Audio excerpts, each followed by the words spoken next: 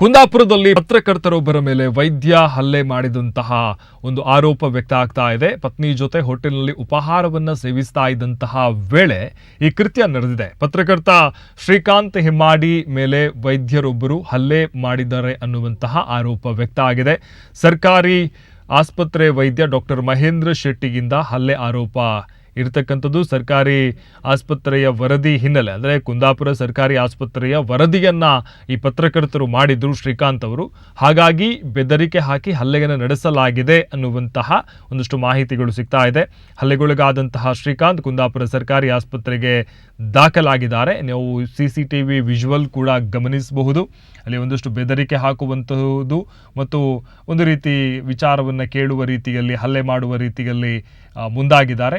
ಸದ್ಯ ಒಂದಷ್ಟು ಈ ಬಗ್ಗೆಯೂ ಕೂಡ ಅಂದರೆ ಪ್ರಮುಖವಾಗಿ ಒಂದು ವರದಿಯನ್ನು ಮಾಡಿದ್ರು. ಆ ವರದಿಗೆ ಸಂಬಂಧಪಟ್ಟಂತೆ ಈ ರೀತಿ ಆಗಿದೆ ಅನ್ನುವಂಥ ಮಾಹಿತಿ ಇರತಕ್ಕಂಥದ್ದು. ಸದ್ಯ ಇಂತಹದೊಂದು ಆರೋಪ ವ್ಯಕ್ತ ಆಗಿದೆ. ಇನ್ನು ಕೂಡ ಪ್ರಕರಣ ದಾಖಲಾಗಿಲ್ಲ. ಪ್ರಕರಣ ದಾಖಲಾದ ನಂತರ ಪೊಲೀಸರು ತನಿಖೆಯನ್ನು ತೆಗೆದುಕೊಳ್ತಾರೆ. ಆದರೆ ಸದ್ಯ ಪ್ರಕರಣ ದಾಖಲಾಗಿಲ್ಲ. ಹಾಗಾಗಿ ಇದು ಪ್ರಮುಖವಾಗಿ ಇಲ್ಲಿ ಒಂದಷ್ಟು ಈ ಒಂದು ವಿಚಾರಕ್ಕೆಯೇ ನಡೆದಿರ್ತಕ್ಕಂತಹ ಹಲ್ಲೆ ಬೆದರಿಕೆ ಅನ್ನುವಂಥದ್ದು ಅಂದರೆ ವರದಿಯನ್ನು ಮಾಡಿದ್ರು ಆಸ್ಪತ್ರೆಯ ವಿಚಾರದಲ್ಲಿ. ಹಾಗಾಗಿ ವೈದ್ಯರು ಕೋಪಗೊಂಡು ಈ ರೀತಿ ಒಂದು ರೀತಿ ಬೆದರಿಕೆ ಮತ್ತು ಹಲ್ಲೆಯನ್ನು ಮಾಡಿದ್ದಾರೆ ಅನ್ನುವಂತಹ ಮಾಹಿತಿ ಸಿಗ್ತಾ ಇರುವಂಥದ್ದು.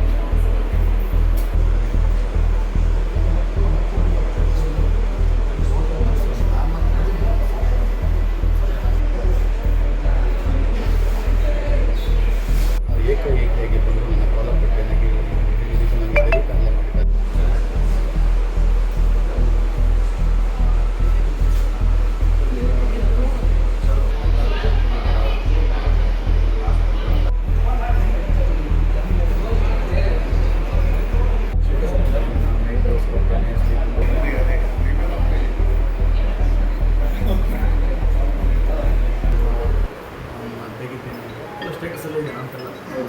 ನನ್ನವ್ರ ನಂಬರ್ ಇಲ್ಲ, ಬಟ್ ನಾನು ಬೇರೆಲ್ಲ ಸ್ಕ್ರೀನ್ಶಾಟ್ ಕಳಿಸಿ ಕೊಟ್ಟಿದ್ದೆ. ತೆಗಿತೀರ ನಾನು ಯೂಸ್ ಮಾಡಿದ್ಮೇಲೆ ಇಲ್ಲಿಂದ ಟ್ರಾನ್ಸ್ಫರ್ ಆಗಿದೆ. ಸುಮಾರು ದುಡ್ಡು ಬರ್ತೇನೆ ತನಿಖೆ ವರದಿಯಿಂದ ನಾನು ಸುದ್ದಿ ನಾನು ಕನ್ನಡ ಪರದಿಂದ ಕೂಡ ಮಾಡಿದ್ದೆ.